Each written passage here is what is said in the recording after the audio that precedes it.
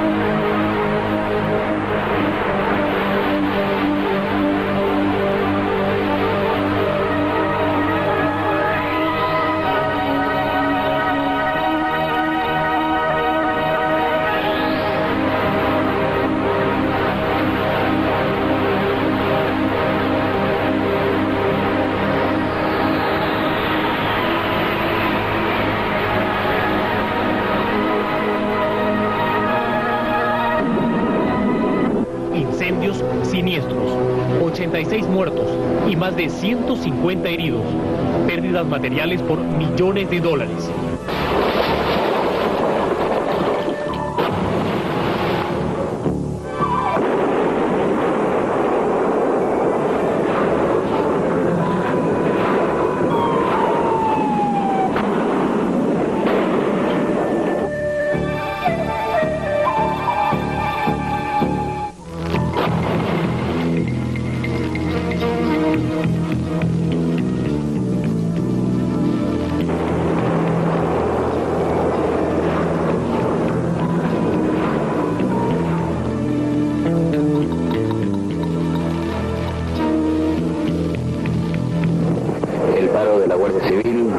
A este movimiento de las fuerzas del ejército. Como una medida de seguridad, un tanque está ubicado justamente en la Plaza Pizarro, a un costado del Palacio de Gobierno. Son un total de 3 tanques, 2 vehículos blindados y 2 camionetas jeeps que están aquí frente al Palacio de Gobierno. Es una medida de seguridad debido a los tumultos que han ocurrido toda esta mañana en distintos puntos de la capital. Toque de queda a partir de las 8 de la noche y por primera vez una evidencia, el consenso en la Fuerza Armada para relevar al general Velasco. Solo faltaban las respuestas para 2 preguntas: ¿quién y cómo debía ocupar ese lugar?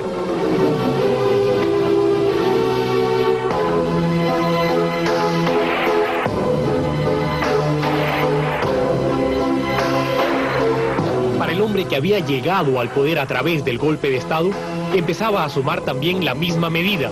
Era cuestión de tiempo. En Palacio de Gobierno había un hombre herido, ya no el dictador implacable. Los meses siguientes trajeron el final. El abogado e historiador Mauricio Novoa está con nosotros. Vamos a analizar este suceso. Bienvenido, Mauricio. Gracias por acompañarnos. No, encantado, con mucho gusto. ¿Fue el final de Velasco, el principio del fin de Velasco, la paralización del 5 de febrero del 75? Sí, yo sí creo que fue el comienzo del fin, pero fue el comienzo del fin, es decir, los hechos que hemos visto en este reportaje te indican, digamos, yo creo que se puede dividir esto en 3 elementos claramente delimitados. El primero, digamos, es la posición de la Guardia Civil o de la policía en el régimen, lo cual es un reflejo, digamos, de las fisuras que existían dentro de las propias Fuerzas Armadas, se entendía las Fuerzas Armadas incluyendo a la policía. El segundo elemento son los grupos radicalizados de estudiantes, digamos la rama aprista con este movimiento que se llamaba el ARE, ¿no? Alianza Revolucionaria Estudiantil, y grupos maoístas, digamos básicamente en San Marcos. Y el tercer elemento es lo que, digamos, Basadre llamaba la multitud. Entonces, sí es el comienzo del fin, porque yo creo que el comienzo del fin de Velasco es un reflejo de las fisuras que habían en las Fuerzas Armadas. Y yo te estaba contando atrás de cámaras que hace poco entrevisté al general Morales Bermúdez y él te decía que él da el golpe porque encontraba mucha politización dentro de las Fuerzas Armadas. Y él pensó que esto iba a desencadenar en una guerra civil de facciones de las Fuerzas Armadas, porque no hay que olvidarse que todo régimen totalitario, cuando no hay una competencia legítima de partidos, las fisuras se vuelven se hacen visibles al interior de los propios partidos. El fujimorismo es un ejemplo de eso, y más atrás las fisuras que había en el PRI, en el Partido Comunista Soviético, habían alas, facciones que eran terribles, muchas veces más intrigantes y más dañinas y más venenosas que cuando existe una oposición o un conjunto de partidos que compiten, digamos, dentro de un mercado político. Entonces, en ese sentido, si yo me aventuraría a dar una respuesta a eso, te diría que sí fue el comienzo del fin, porque esta cachetada que le da el jefe de la Casa Militar a un guardia civil por desobedecer, tú sabes que, digamos, Velasco salía de la puerta de atrás del Palacio de Gobierno y a veces estaban los periodistas y a él no le gustaba que los periodistas siguieran el auto. Y la encargada de custodiar esa parte de atrás del palacio era la Guardia Civil. Entonces parece que un guardia civil desobedece o se descuida y llega el jefe de la Casa Militar y le da una cachetada. Entonces, lo golpeó. Le pegó. Entonces empiezan después, hay un malestar del jefe de la Guardia Civil, el general de la Guardia Civil, hacia los militares, empiezan a circular panfletos en las comisarías, que acá hay un acto de desagravio. Hay un conato de huelga, porque esto ocurre el 31 de enero del 74, entonces hay todo un proceso embrionario de esto en el siguiente mes,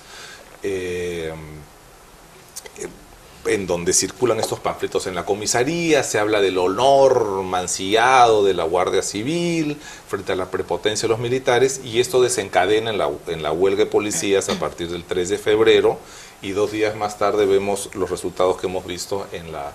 Entonces, claro, cuando hay la huelga ya esto se mezcla con una reivindicación salarial, con un pedido, curiosamente, de tener mayor capacitación, de tener, digamos, mejor preparación. Y esto, otra vez, regresando a las fisuras internas, es un claro ejemplo de cómo la policía, es decir, la Guardia Republicana y la Guardia Civil, no eran parte del régimen de Velasco y más bien se sentían, digamos, discriminados de alguna forma por el ejército, la marina y la aviación, que eran los que formaban, digamos, los que estaban en el poder. Los que estaban en el poder y el comité de asesores al presidente. La policía no participaba de ninguna de las instancias. Entonces hay también ese afán de reivindicación. Entonces, eso es lo que sucede, creo yo, digamos, en el aspecto de las Fuerzas Armadas, digamos, de estas fisuras que hay. En el lado, digamos, de los movimientos ideologizados y radicalizados, yo te diría, el primer acto público de estas manifestaciones. O sea, tú en toda protesta social, si esto lo quieres ver a la luz digamos, de hoy, en toda protesta social funciona mientras hay un aparato que es capaz de organizar a las multitudes. Hoy día ese aparato es el digamos, SUTEP. En ese momento eran los apristas y también en parte el SUTE, pero en este contexto era de bandera roja. Es decir, gente que no necesariamente tiene el respaldo grueso de la población, pero que sabe organizar. Entonces, estaban los apristas, que si algo saben es organizar, y estaba, digamos, facción maoísta, bandera roja, que también saben organizar. Entonces, esta gente, frente al desorden que hay de la policía, que no hay policía, organizan a las masas, la masa se sube, se aúna a esto, y si tú ves en la cifra de los muertos, por ejemplo, más o menos el 40% son obreros o desempleados. Entonces te das cuenta que es simplemente masa descontenta por otras razones que no son la huelga policial, pero que dado el momento hay este fenómeno humano en que la gente se suma a las multitudes. Ahora,